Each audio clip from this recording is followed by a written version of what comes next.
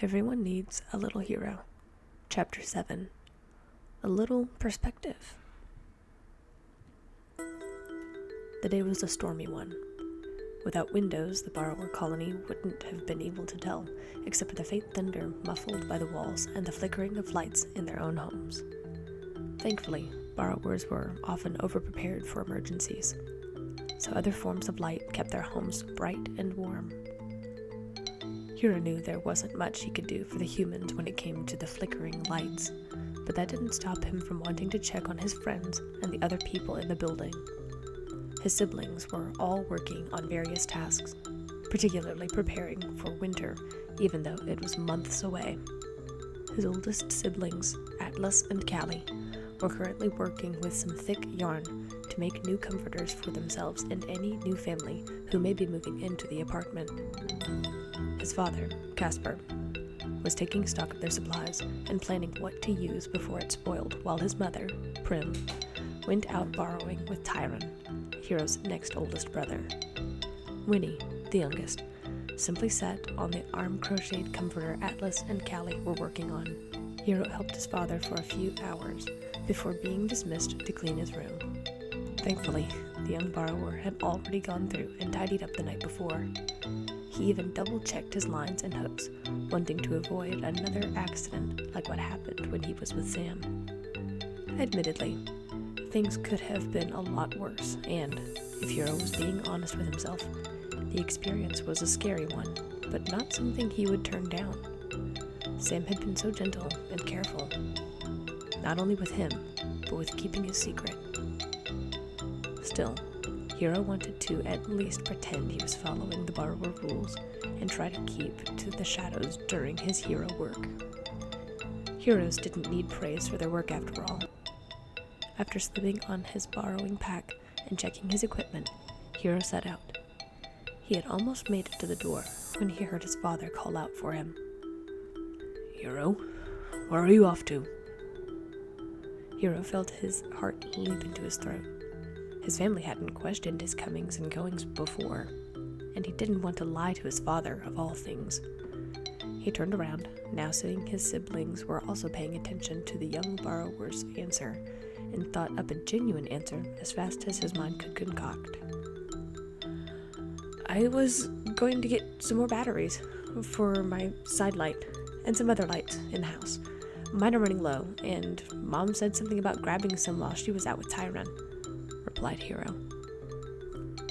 While this answer seemed to appease the family, there was an added second where they watched his reaction. Were they suspicious of him? Had they noticed something odd? Couldn't be. At least, Hiro thought he was being careful around his family. "Well, be careful, and try to avoid the 5th floor. There's a human woman who has some interesting habits. Your mother and I went to check it out.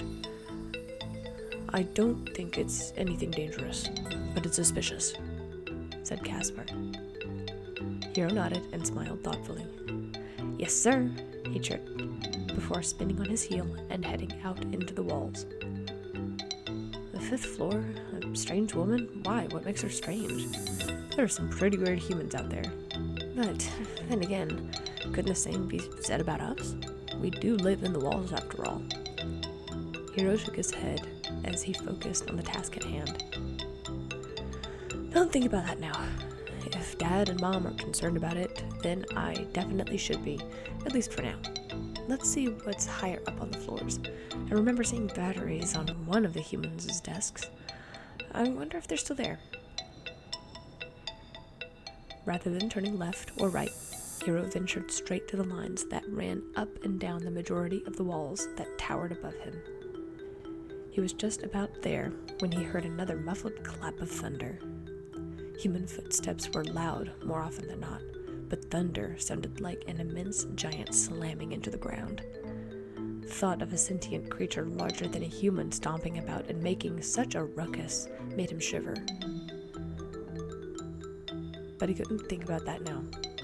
Now, the young hero had to climb the line, and he needed to focus.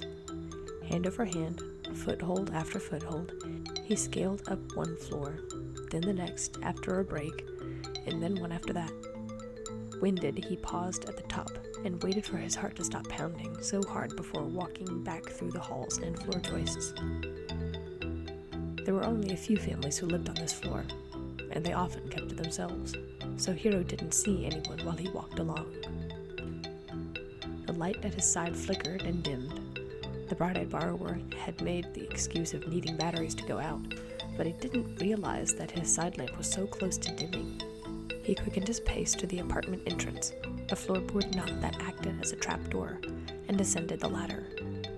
The sounds of thunder and the natural sounds of the apartment seemed to be the only things Hiro could hear. He held his breath and opened the trap knot and listened again. Again, only the natural sounds of the apartment. Most likely, the human wasn't home, which was a good sign. Hiro lifted himself up, noticing he was under some sort of bookcase, and that the desk had moved from the corner of the room to a space by the window and the couch. All of the lights were off, and the only additional source of luminance were the candles on the desk and tables. Is the power out? No, couldn't be.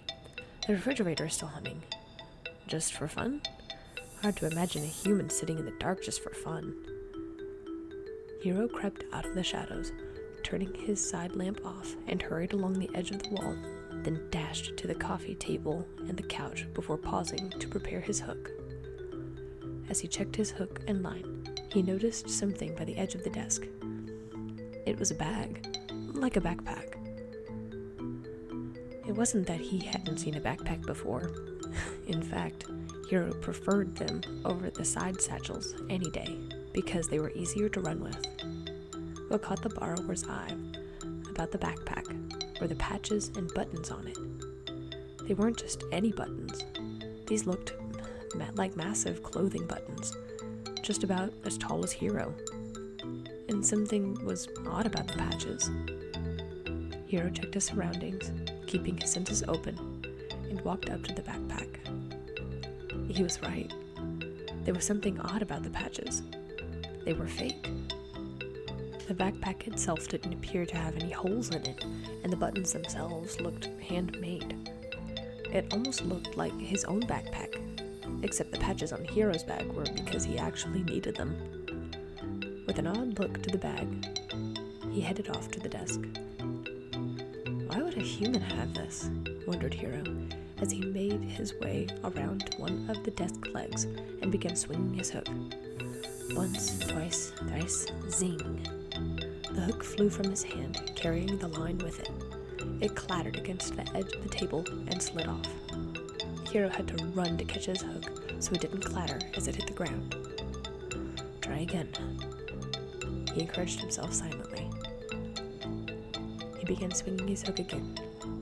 Once, twice, thrice, zing. This time the hook barely caught the edge of the wooden table. Hiro tried his weight on it a few times before ascending the line.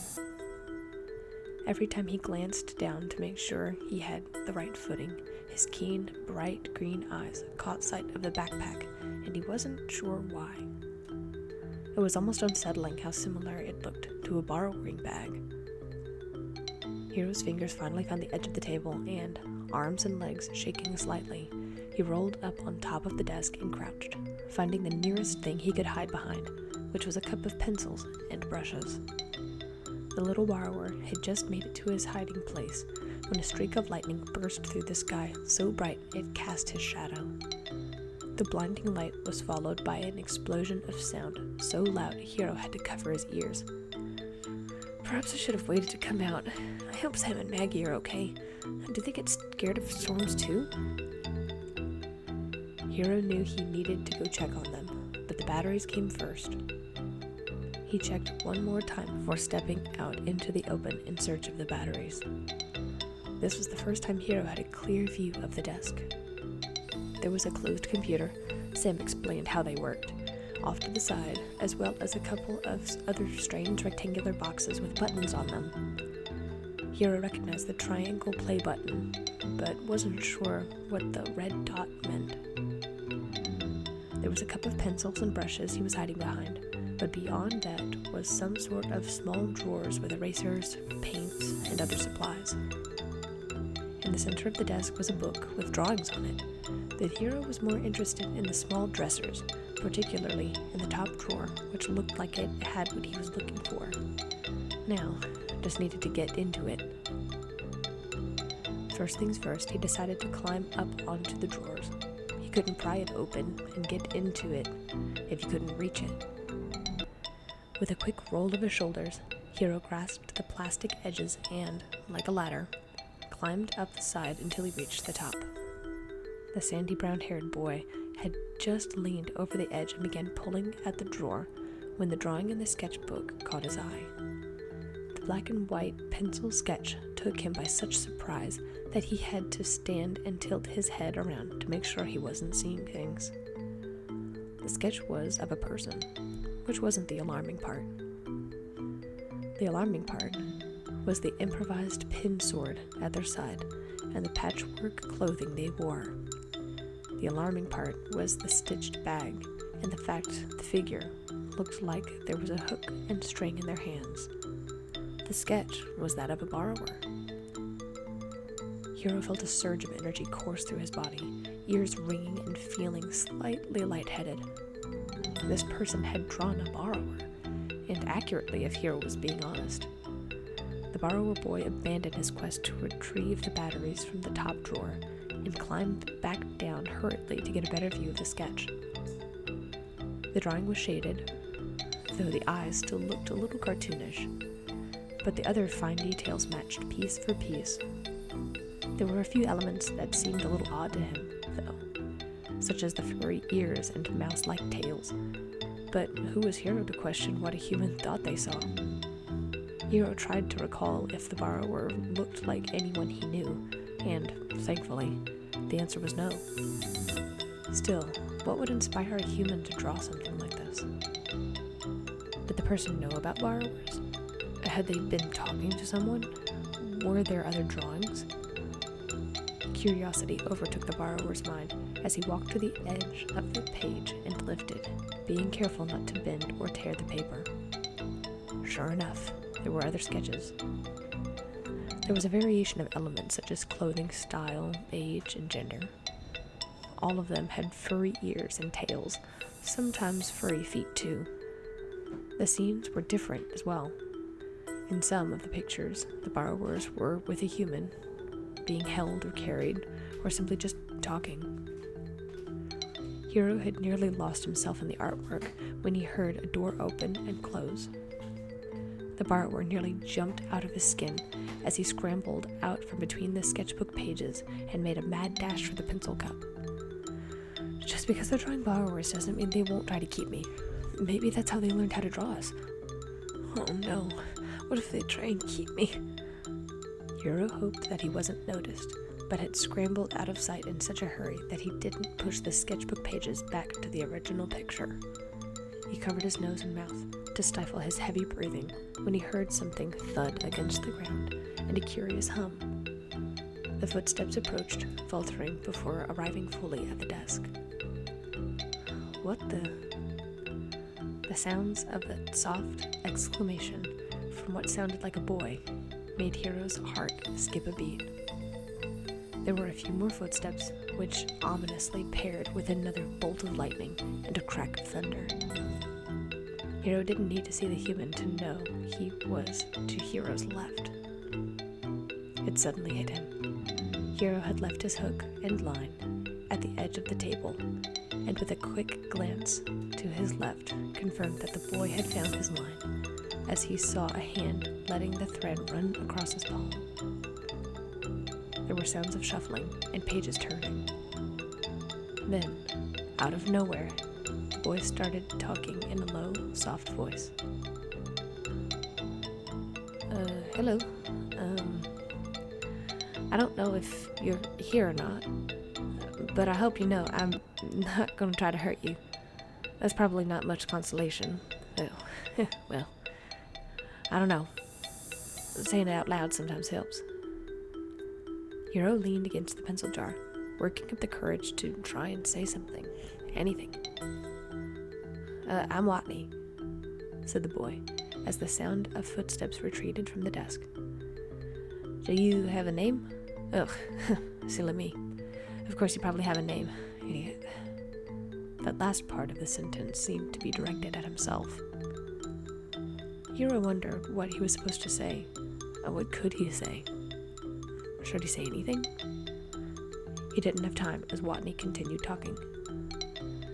Do you like the drawings? I'm assuming you did.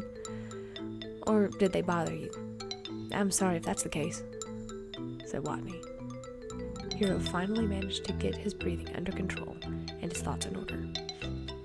If this Watney guy knows about borrowers, then he should have an idea about the rules and be willing to answer some questions about how he knows about us. If that's the case, he won't want to keep me. I have to find out how he knows about us. If he's telling other people, then we're in trouble, in danger even. I need to make sure he's not telling anyone. It'll be okay. He didn't take my line and I have my things. I can do this. Watney sighed and sounded like he was heading for the kitchen when Hiro peered around the jar and stepped out. The subtle motion instantly caught the boy's eyes. To Hiro, the boy looked to be around his oldest brother's age, if not a little older. He had auburn hair and pale blue eyes that, in an instant, seemed to absorb Hiro's entire frame. Whoa. The exhalation of Watney took on a single word, sending an instinctual shiver down Hiro's spine. Still, Hiro forced himself to smile, remembering that he may not be helping a human. He was helping a whole race of people. Hello, greeted Hiro, admittedly sounding a little more bashful than he wanted. He cleared his throat and straightened up before continuing. It's nice to meet you, Watney. My name is Hiro. Rather than approach, Watney crouched at an impressively slow pace and sat down on the ground so he could still partially see Hiro while also maintaining what Hiro thought to be a safe distance. Wow, said the auburn-haired boy, who was obviously trying to form words while his brain was visibly malfunctioning. I mean, gosh, sorry, that was rude of me. Yeah, nice to meet you too. You said your name is Hiro? That's an awesome name. Watching the flustered boy was admittedly amusing, and Hiro couldn't help but chuckle to himself, but also be slightly confused.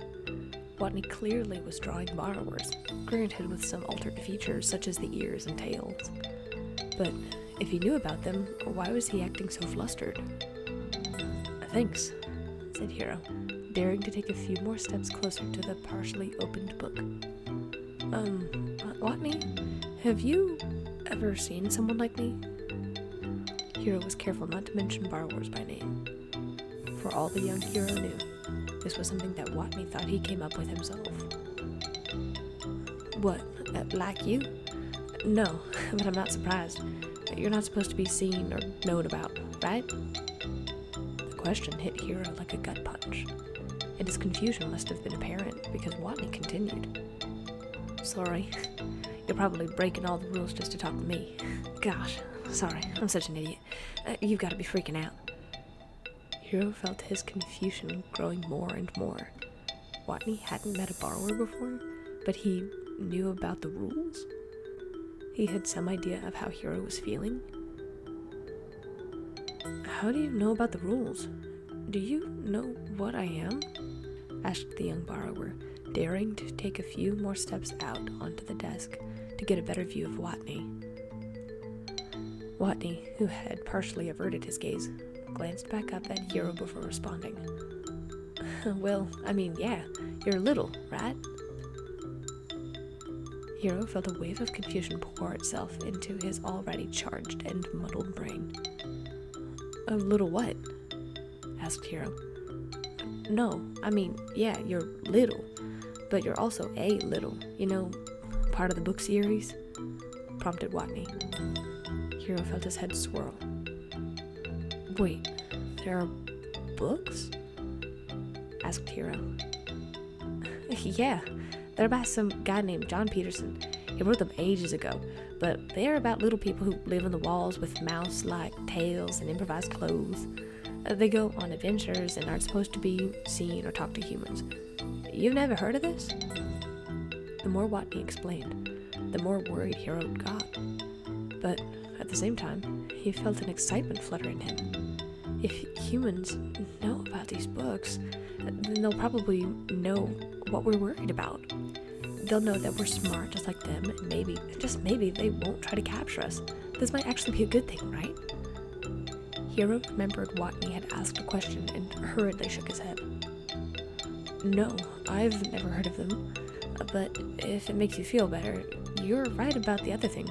Humans aren't supposed to know about us, and if possible, we're not supposed to talk to you if we are seen. I hope you can promise you won't say anything to anyone about this, right? Hero tried to sound friendly and inviting, knowing that his whole world depended on a handful of humans keeping their interactions and his species a secret. Yeah, no, absolutely. Lips sealed, you have my word, said Watney, a smile on his slightly freckled face. There were a few moments of silence before Watney awkwardly cleared his throat and continued. So I know it would be rude if I asked what you are and everything, but could I ask you something different? Well, more like an observation. Seeing that Watney seemed to understand more than most humans, he couldn't really see the harm in answering a few observations. He nodded, his sandy brown hair bobbing up and down, falling slightly into his eyes. Neat. Well, it's a little awkward, but you don't actually have a tail or fluffy ears, do you? Asked Watney. Hero felt a genuine smile tug onto his face as he shook his head. No, I don't have a tail or fluffy ears, replied Hero. I noticed that with all of your drawings. They're really good, by the way. You're really talented. Watney seemed to straighten up at this compliment. Thanks, but I'm nowhere near as good as other artists, he said dismissively. Hey, don't doubt yourself, encouraged Hero. Considering you're going off of what these books you talked about describe, you've got a lot of good details. Watney smiled again and shrugged. Well, thanks, said the auburn-haired boy. Hey, do you mind if I ask about, suggestions? Are the packs and tools okay? Hero nodded. Everything that I would usually bring with me, though it is a little dark, so I bring this little side lamp, confirmed the borrower. At this, he remembered why he originally came out and ventured into this apartment. Actually, Watney, would you mind if I borrowed some batteries? My light is running low, and I don't think it'll last the journey home. Oh yeah, of course. Is it okay if I get closer? Asked Watney, who was already in the process of standing up, hesitating for Hero's go-ahead. Sure, absolutely. You're the one helping me, said Hero. Thank you. Watney stepped forward, keeping his movements slow and obvious, like he were moving in slow motion, and opened the drawer. What kind do you need? Asked the auburn artist. The round kind? In all honesty, Hero didn't know there were so many different kinds of batteries. He knew what they looked like and which ones worked, but not what kind they were. Watney fished out a literal handful of different batteries and laid them on the desk a few inches from where Hero stood. The borrower's eyes widened, knowing this many batteries undoubtedly would power their home for several months. Still, he couldn't bring all of them home. He found a couple discs for his side lamp and one bigger kind called AA or AA, and slipped them into his bag. Thank you so much. This really helps, said Hero. Anytime, Hero, said Watney. Hey, if it's not weird or anything, do you think I could draw some sketches of you? Hero had to think about it for a moment before making up his mind. As long as you don't make them look too much like me, it should be okay. Remember, I'm supposed to be a secret. If you do, just make sure you close your book when you're done. The request seemed to be a reasonable one, and it thrilled Watney. Awesome. Well, you're welcome back anytime, little man. Oof, sorry, was that weird? Asked Watney. Hero smiled and chuckled. No, it wasn't weird, big guy. Maybe it is weird. The joke, seemingly well received, left the two boys laughing for a few seconds before Hero elected to make his exit. Watney seemed like he wanted to offer Hero a literal hand, but was showing tremendous self-restraint as he watched Hero descend the line.